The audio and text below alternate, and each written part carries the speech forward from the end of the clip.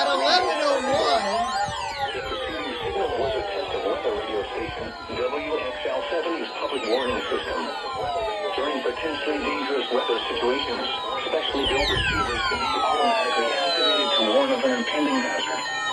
Tests of the signal and receiver's performance are normally conducted between 11 a.m. and noon each Wednesday. If there had been a threat of severe weather, the test would have been postponed until the next available good weather day.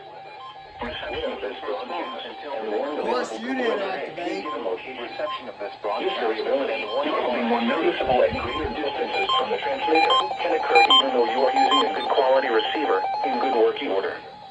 The warning alarm will be activated for hazardous watches and warnings.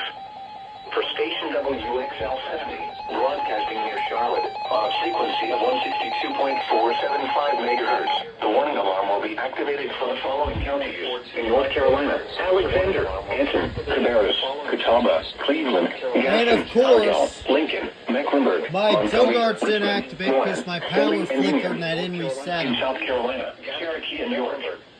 This concludes the I No didn't Weather Radio. expect this. All hazards to an alert test. So,